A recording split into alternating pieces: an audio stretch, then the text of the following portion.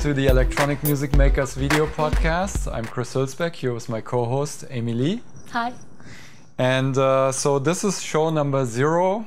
The show is about electronic music, about software, the sequencers, plugins, production techniques, and we'll have guests. We'll show you how to make music and hopefully have a lot of fun with it. Yeah. So Amy, why don't you tell me a little bit about your background? So I've been doing electronic music for quite a while now. I actually got introduced to electronic music as a kid growing up in the 80s, and synth pop was really big at the time. And I remember hearing music made professionally and wondering how can I get that sound myself. And I really didn't have the means at the time to be able to explore that, but I was fortunate enough to have a PC computer at home with a really decent sound card, and so I got introduced to making music through the computer using some free software that we found on bulletin boards back at the time, way before the internet. It was called tracking software, and there was software that can use samples and sequence samples, and you can make wonderful music out of a very small amount of disk space and memory. Today, that kinds of technology is incorporated into samplers and into much more powerful like digital audio workstations. And today, I still use trackers, but I've also started to use things more like Cubase, more like synthesizer workstations, and all that kinds of stuff really interests me. And especially now with things like the iPad and other kinds of mobile devices, you know, I'm making music all of the time, and all this kinds of like sequencing stuff is just really interesting to me. But Chris, you've been doing sequencing kinds of things for a very long time. Why don't you tell us a little bit about that? Yeah, I got interested in electronic music at a very young age. I think I was like 7 years old when I heard that famous Popcorn song on the radio. And my family was also very musical. My grandma was a piano teacher, and we had pianos in the house, and I was playing around on that.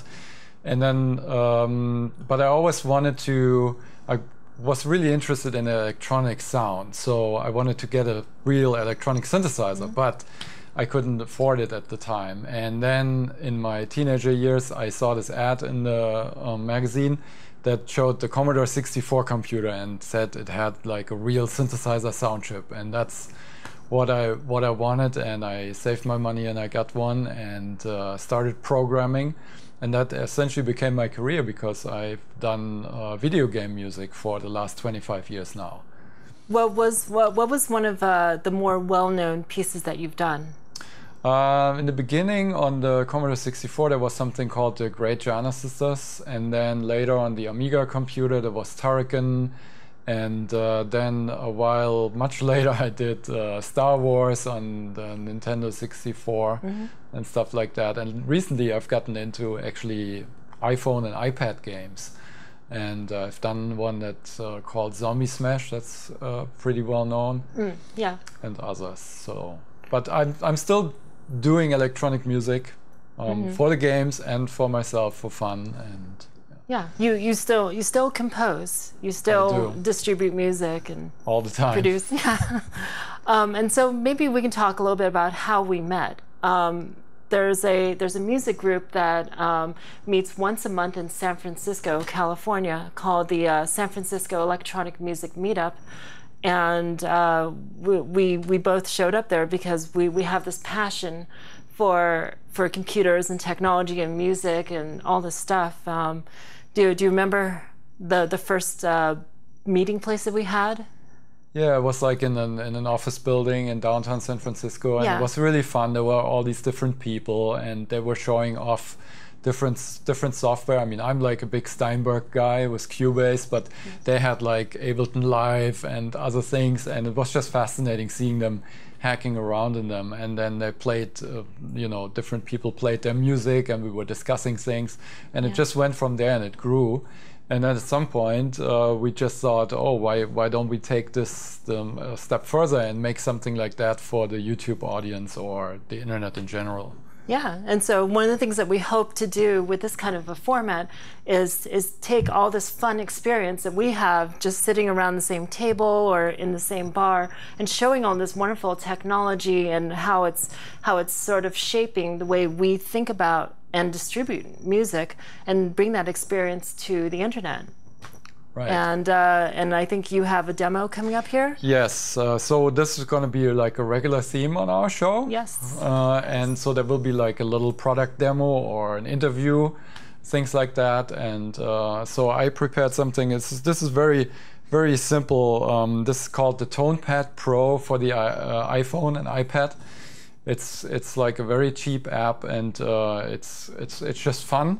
Everybody can pick it up, even somebody who has never done music before, and you can churn out little sequences, and I'll show you also how it can inspire you to do more with it. Great. Well, let's check it out. All right. This is the TonePad Pro. It's actually an iPhone app, but you can also use it on the iPad. Yep. And it's basically like a very cut down version of like something like the Yamaha Tenorion, which is a quite expensive hardware performance synth. And it's very simplistic, but you can totally pick it up even if you don't have any knowledge of music and just start. And it's got this grid, and so you just tap and make little dots, and they make little sounds, and the time runs this way. And in this direction, in the Y direction, we have like a scale. So wow, that looks so easy. Nice. So anybody can pick this up and make some sequences with it.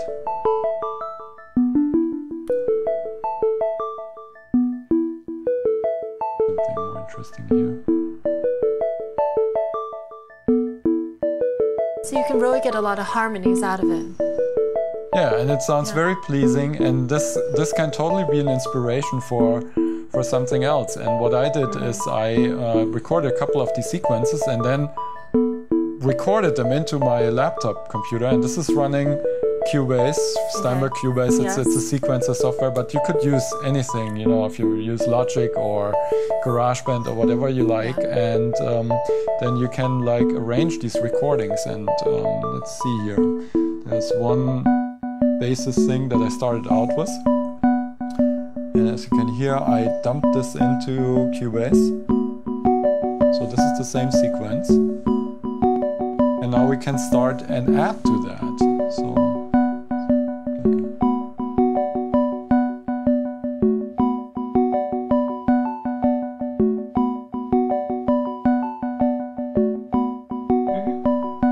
So with that, you can like build something basic that defines, you know, like maybe the chorus of a song or something like that. This is just a starting point.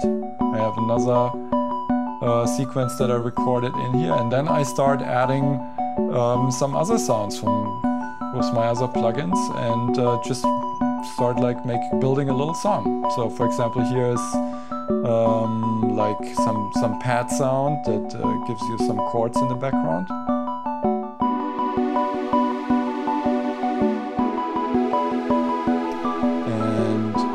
Of course, it will need some kind of bass sound.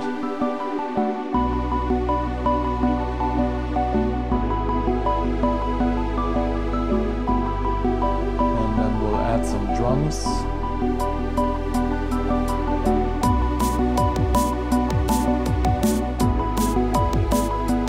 And then we can maybe like add some lead sound and play a melody over it or something. I have something here.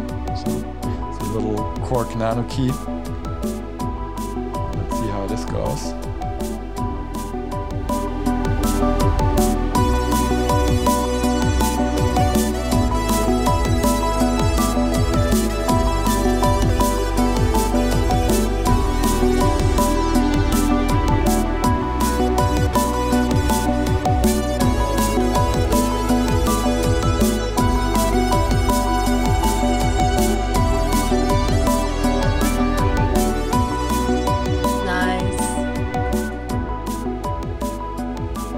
this this TonePad Pro. How much is this? This is like just 99 cents, and it's just like one of those fun things that you can find on the iPhone, iPad, and pick up and start making music with. Yeah, and you can actually do some really nice performance stuff with it too. Yeah, so I had a lot of fun with this, and you go check it out. Thank you. Awesome.